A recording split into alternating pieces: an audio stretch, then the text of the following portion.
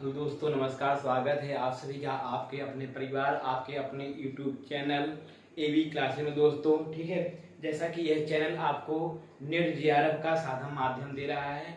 ठीक है, तो आइए उसी क्रम में हम लोग आगे बढ़ते हैं। इसके पिछले वाले वीडियो में या इसके पिछले वाले भागों में हम लोगों ने जो देखा था वह देखा था भारतीय दर्शन या शैक्षिक दर्शन की शुरुआत हो चुका है दोस्तों। तो आज उसी क्रम में हम लोग आगे बढ़ेंगे, शुरुआत करेंगे शिक्षा और दर्शन में संबंध। ठीक है, आपका जो होगा आज का पॉइंट होगा शिक्षा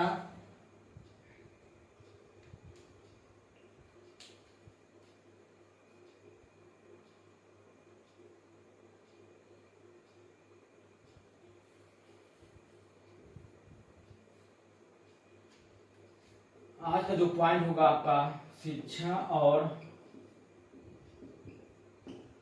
दर्शन।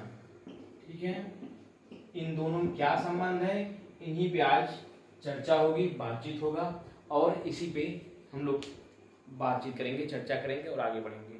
तो दोस्तों, शिक्षा और दर्शन एक दूसरे के पूरक हैं, एक ही सिक्के के पहलू हैं। इन दोनों के बीच में घनिष्ठ संबंध ही नहीं बल्कि ये दोनों एक दूसरे के पूरक हैं। बिना शिक्षा के दर्शन पूरा नहीं है और बिना दर्शन के जो है शिक्षा पूरा नहीं होता है। जैसा कि मैंने इसके पिछले वाले भागों में या वीडियो मैंने बताया था, शिक्षा जो है एक प्रायोगिक क्षेत्र है। कौन सा क्षेत्र है? प्रायोगिक। और जो दर्शन है यह एक सैद्धांतिक क्षेत्र है, सैद्धांतिक विषय है। सैद्धांतिक का विषय मतलब ये होता है दोस्तों, नियम ना, बालक के सर्वांगीण विकास में क्या क्या नियम लगेंगे, कौन कौन शिक्षण विधियां लगेंगी इत्यादि के जो नियम बनाएगा या दर्शन बनाएगा, उसको प्रायोगिक जीवन में, व्यवहारिक जीवन में जो लागू करेगा वह कौन करेगा? वह शिक्षा करेगा। तो इन दोनों के परस्पर संबंध से, इन दोनों के परस्पर अंतःक्रिया के माध्यम से ही बालक का जो होता है सर्वांगीण विकास होता है। अर्थात उसकी जन्मजात शक्तियां जो उसके शरीर के अंदर विद्यमान होती हैं, चाहे वह शारीरिक रूप में हो, चाहे वह मानसिक रूप में हो, चाहे सामाजिक रूप में हो, चाहे आर्थिक रूप में हो, चाहे नैतिक रूप में हो, चाहे चारित्रिक रूप में हो, उन शक्तियों को जो बाहर निकालता है वह कौन निकालता है? आपका नियम बनाता है दर्शन, और उसको प्रयोग करके साधन के माध्यम से उसको बाहर निकालता है शिक्षा। ठीक दोस्तों, तो इन दोनों में घनिष्ठ संबंध ही नहीं बल्कि एक दूसरे के पूरक हैं। ठीक है, एक ही सिक्के के पहलू हैं। बिना दर्शन के शिक्षा अधूरा है और बिना शिक्षा के दर्शन अधूरा है। जैसे जैसे हम जब जूता या शूज पहनते हैं तो एक शूज के बिना दूसरा शूज अधूरा रहता है। ठीक जैसे हमारी एक आंख के बिना दूसरी आंख अधूरी रहती है। ठीक है, दोनों ही हमारे शरीर के महत्वपूर्ण हिस्सा हैं। उसी तरीके से बालक का सर्वांगीण विकास करवाना है तो जितना महत्वपूर्ण शिक्षा है उतना ही महत्वपूर्ण योगदान बालक के सर्वांगीण विकास में दर्शन भी करता है। तो दोस्तों, कुछ दार्शनिकों ने, कुछ मनोवैज्ञानिकों ने अपने परिभाषा के माध्यम से इसके महत्व को और बढ़ा दिया है। दोस्तों, आइए देखते हैं स्पेंसर महोदय क्या कहते हैं इसको लेकर, इस बात को लेकर। स्पेंसर महोदय कहते हैं वास्तविक शिक्षा का संचालन वास्तविक दर्शन कर सकता है। कौन कहते हैं? स्पेंसर।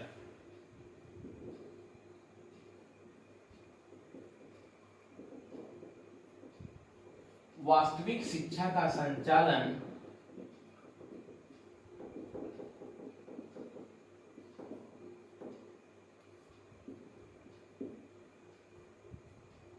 स्पेंसर महोदय कहते हैं वास्तविक शिक्षा का संचालन वास्तविक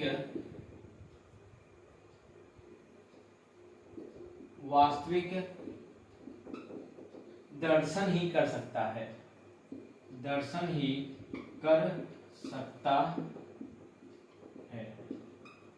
इसका मतलब क्या हुआ दोस्तों? तो जो वास्तविक शिक्षा है, ऐसी शिक्षा जो बालक के सर्वांगीण विकास करे, उसका संचालन कौन सकता है? वास्तविक दर्शन ही कर सकता है।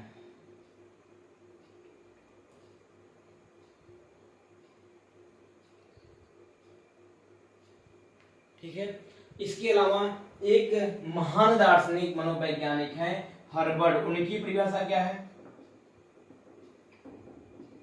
जब तक दर्शन की समस्या को, जब तक दार्शनिक समस्या को,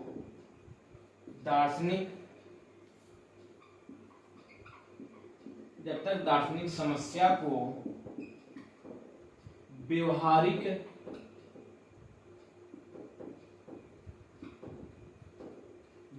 रूप प्रदान नहीं किया जाता है,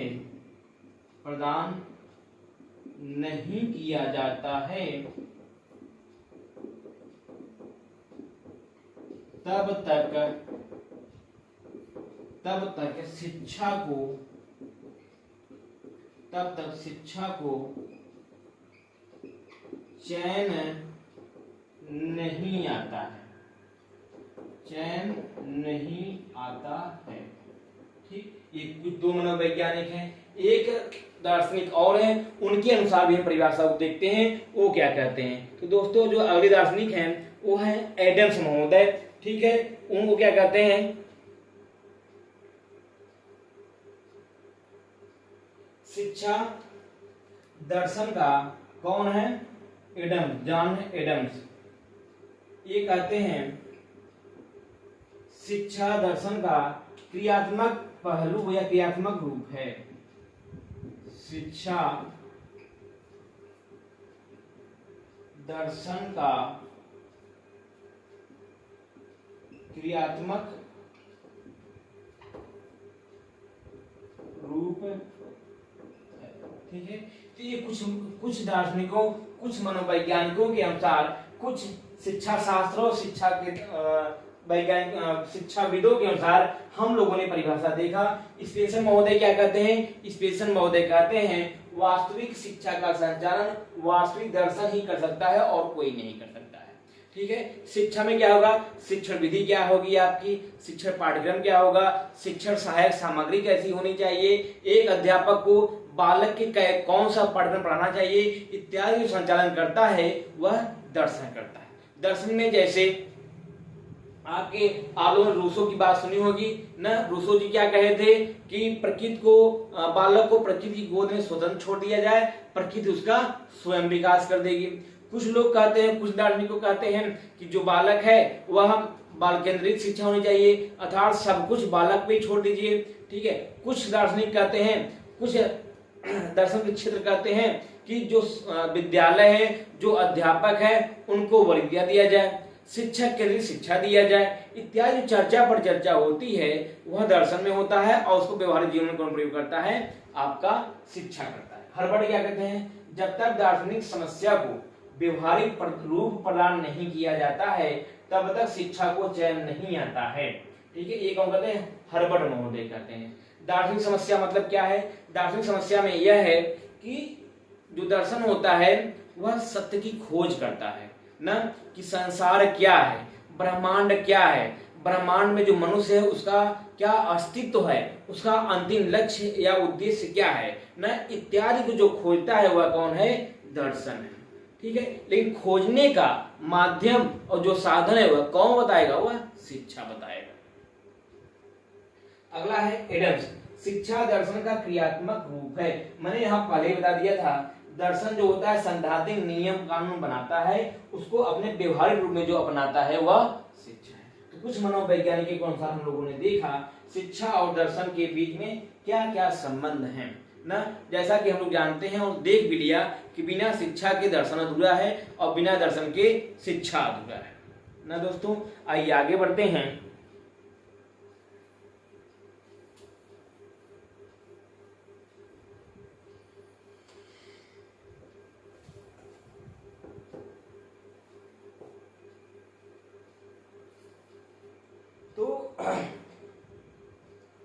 आगे और अगर हम चर्चा करें शिक्षा और दर्शन के बीच में जो संबंध है उसके विषय में अगर हम चर्चा करें तो जो दर्शन होता है वह ब्रह्मांड और उसमें मानव जीवन के अस्तित्व, उसका अंतिम लक्ष्य, अंतिम उद्देश्य क्या है इत्यादि का वह पता लगाता है तथा इसके पश्चात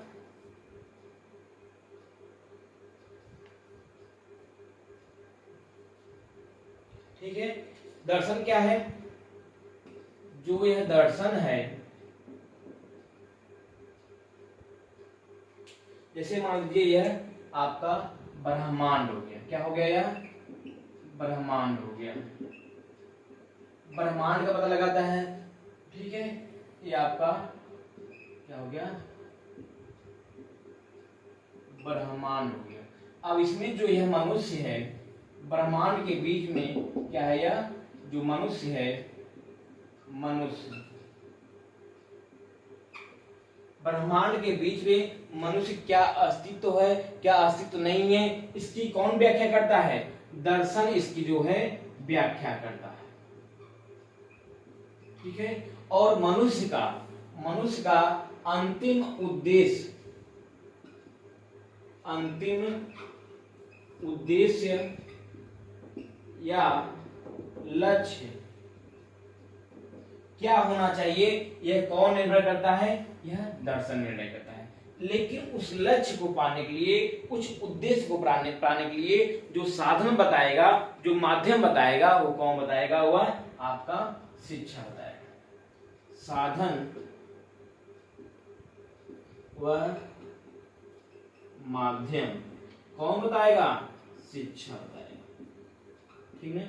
जैसे मैंने बताया आप लोग को कि ब्रह्मांड क्या है, ब्रह्मांड में मानव का जो है उसका क्या अस्तित्व है, ठीक है।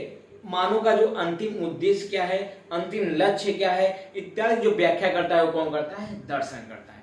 लेकिन अंतिम लक्ष्य या अंतिम उद्देश्य प्राप्त करने का जो साधन और माध्यम कौन बताएगा? वह हमें शिक्षा बताएगा। जैसे अभी आगे हम लोग जब दर्शन पढ़ेंगे तो कुछ दार्शनिक हैं, ठीक है, वो कहते हैं निर्वाण को प्राप्त करना या मोक्ष को प्राप्त करना या ज्ञान को प्राप्त करना मानव जीवन का अंतिम उद्देश्य, अंतिम लक्ष्य होता है। तो जो हम ज्ञान को प्राप्त करेंगे, जो हम निर्वाण को प्राप्त करेंगे, ये सब कैसे प्राप्त करेंगे हमें कौन बताएगा? हमें आपको यह शिक्षा बताएगा, ठीक है दोस्तों। तो मुझे उम्मीद ही नहीं, पूर्ण विश्वास है कि आप लोग को यह अभी तक अच्छी तरह समझ में आया होगा, ठीक है। तो जो लोग मेहनत करने से डरते हैं ना, जो लोग अपने जीवन में सफल होना चाहते हैं, तो उन्हें मेहनत करना ही होगा। तो दोस्तों एक बात कहा गया है कि मेहनत और धैर्य ही, ध्यान सुनिएगा, मेहनत और धैर्य ही मनुष्य को राजा बनाती है और मेहनत और धैर्य ही मनुष्य को फकीर बनाती है। तो आप लोग YouTube पे जानते होंगे, अगर आप शिक्षा से संबंधित जुड़े हुए हैं तो आप लोग सुने होंगे, हमारे जो कुमार गौरव सर हैं YouTube पे, भाई सब लोग जानते होंगे, उनकी एक कहावत है, बार बार कहते हैं, मोटिवेशनल वर्ड है, जो हमें आप कुछ करने के लिए प्रेरित करती है, अंदर से इच्छा जागृत करती है ना। लगा दो आग पानी में जवानी उसे कहते हैं, छीन लो सिलेक्शन कहानी उसे कहते हैं। तो दोस्तों सिलेक्शन को छीनने के लिए हमें आपको मेहनत करना पड़ेगा और हमें आपको एक धैर्य बनाकर, एक प्रारूप बनाकर, एक कदम से कदम मिलाकर सफलता की तरफ बढ़ना पड़ेगा। दोस्तों मेहनत ही नहीं, मेहनत के साथ साथ स्मार्ट मेहनत तो दीमक भी करता है, लेकिन उसका रास्ता, उसका उद्देश्य अलग दिशा में होता है। तो दोस्तों हमें किस दिशा में जाना है, यह हमारी रुचि, हमारी प्रेरणा, हमारा धैर्य, हमारा मेहनत ये निर्भर करता है दोस्तों। तो यह आप लोगों ने देखा शिक्षा और दर्शन के बीच में क्या संबंध है। जैसा कि आप लोग समझ गए, बिना शिक्षा के दर्शन अधूरा है और बिना दर्शन के शिक्षा अधूरी है ना दोस्तों। आइए अब देखते हैं, हम लोग एक अब दर्शन की तरफ बढ़ते हैं, भारतीय दर्शन के विषय में चर्चा करते हैं। जैसा कि मैंने कल ही बताया था, दर्शन के दो भागों में बांट कर अध्ययन करते हैं, दर्शन को दो भागों में बांट कर अध्ययन करते हैं। Philosophy is a two type, ठीक है। दर्शन, फिलोसॉफी, इसको हम दो भागों में बांट कर अध्ययन करते हैं। एक तो है पाश्चात्य दर्शन, पाश्चात्य दर्शन, और एक है भारतीय दर्शन। एक कौन सा है? भारतीय दर्शन। तो दोस्तों हम लोग जो भारतीय दर्शन है कुछ ज्यादा महत्वपूर्ण है, और भारतीय दर्शन में कुछ ऐसा पॉइंट, ऐसा भाग है जो हमारे आपके सुपर में शिक्षक संबंधी परीक्षा भर्ती में पूछा जाता है यहाँ से ना। तो हम इस उद्देश्य से, इस ध्यान को रखते हुए हम लोग शुरुआत करेंगे भारतीय दर्शन से। भारतीय दर्शन को हम लोग दो भागों में बांट कर अध्ययन करते हैं, ठीक है। एक तो है Indian philosophy, this is a two type, ठीक है, और this is a western philosophy, इसको कहते हैं वेस्टर्न फिलोसॉफी,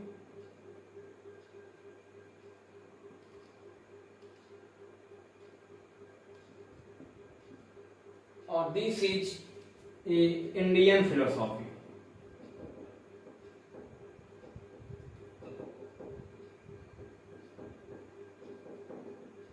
ठीक है, तो Indian philosophy is a two type, this is first type is a, एक होते हैं जो ईश्वर को मानते हैं, एक होते हैं जो ईश्वर को नहीं मानते हैं, ठीक है। तो जो ईश्वर को नहीं मानते हैं उसे नास्तिकवादी कहते हैं, और जो ईश्वर को मानते हैं उसे ईश्वरवादी कहते हैं। तो दोस्तों हम यहाँ पे भगवान, प्रभु, ईश्वर के आधार में बंटवारा नहीं करते हैं। इसमें कहा जाता है जो वेदों को मानते हैं, जो वेद को मानते हैं, वेद के नियम, कानून, परंपरा, उसमें जो लिखा गया है इत्यादि बातों पर विश्वास करते हैं, उन्हें कहते हैं आशीर्वादी। क्या उन्हें क्या कहते हैं? उन्हें कहते हैं आशीर्वादी या आस्तिक कहते हैं, ठीक है। जो वेद को मानते हैं उन्हें आस्तिक कहते हैं, और जो वेद की बातों को नहीं मानते हैं, वेद को नहीं मानते हैं, उन्हें क्या कहते हैं? नास्तिक दर्शन कहते हैं। जैसा कि आप लोग को पता होगा या नहीं पता है तो हम आगे बताएंगे कि भारत में या भारतीय दर्शन का जो माध्यम माना जाता है वे वेद माना जाता है। वेद भारत का ही नहीं पूरे विश्व का सबसे प्राचीन ग्रंथ माना जाता है। कौन? वेद। तो जो वेदों की बातों को मानते हैं उन्हें आस्तिक कहते हैं, जो वेदों की बातों को, उनकी विचारधारा को नहीं स्वीकार करते हैं उन्हें नास्तिक कहते हैं। तो आस्तिक में कौन कौन से आएंगे दर्शन? तो आस्तिक में सबसे पहला जो दर्शन है, सबसे पुराना दर्शन है, वह है सांख्य दर्शन। वह है सांख्य दर्शन। और दूसरा है न्याय दर्शन।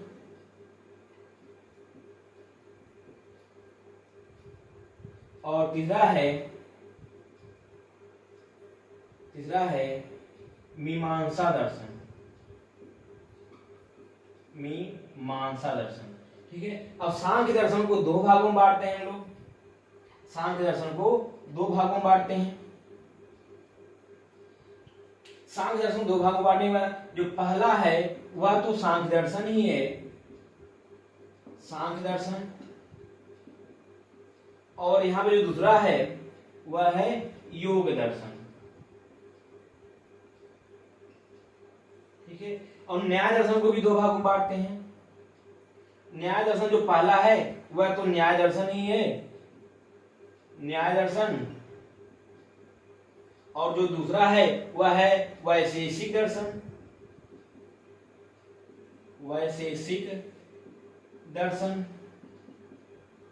और जो मीमांसा है इसको भी दो भागों में बांटा जाता है। मीमांसा को भी दो भागों में बांटते हैं। जो पहला है इसे कहते हैं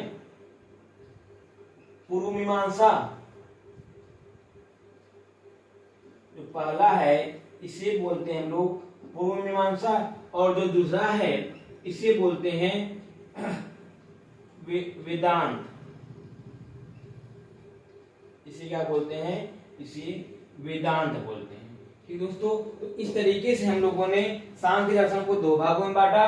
पहला है सांख्य दर्शन, दूसरा है योग दर्शन। और हम लोग न्याय दर्शन को दो भागों में बांटा। पहला है न्याय दर्शन, दूसरा है वैशेषिक दर्शन। और मीमांसा को दो भागों में बांटा।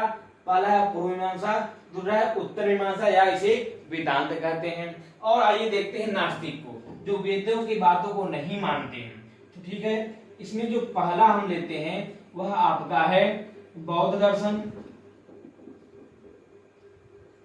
बौद्ध दर्शन, और दूसरा है